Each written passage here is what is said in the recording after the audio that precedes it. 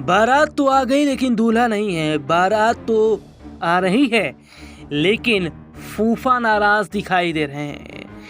महाराष्ट्र में विधानसभा चुनाव के नतीजे तो आ गए लेकिन अभी तक इस बात पर सस्पेंस बरकरार है कि गद्दी पर कौन बैठेगा। इस मुद्दे पर सियासी गलियारों में तरह तरह की बातें सुर्खियों में हैं। अब शिवसेना यूबीटी की सांसद प्रियंका चतुर्वेदी ने कहा, इतने दिन हो गए चुनाव के नतीजे आए हुए, महायुति के पास बहुमत है लेकिन वो जनादेश का अनादर कर रहे हैं। कोई दिल्ली भाग गया, कोई गुस्से में है, उनके खेमे में पता नहीं क्या चल रहा है। ये महायुति वाले लोगों का अनादर क्यों कर रहे हैं। उन्होंने आगे कहा कि नौटंकी हो रही है। बारात तो है पर कोई दूल्हा नहीं है। कोई शादी में नाराज फूफा की तरह इधर उधर घूम रहा है।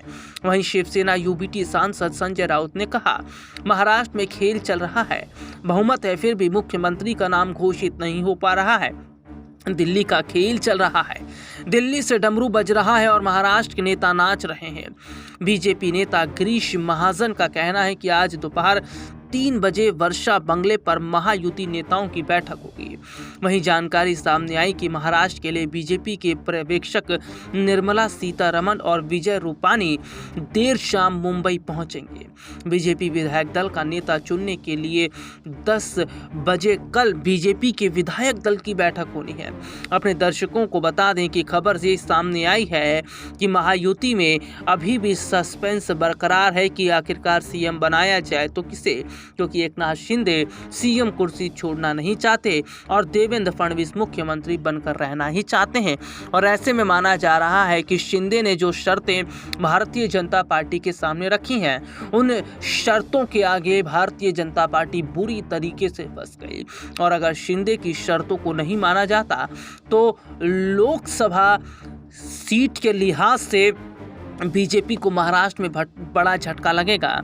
यानी कि देखा जाए तो एकनाथ शिंदे ने कहीं ना कहीं बीजेपी के सामने जो शर्तें रखी हैं उससे चारों खाने बीजेपी चित हो गई है।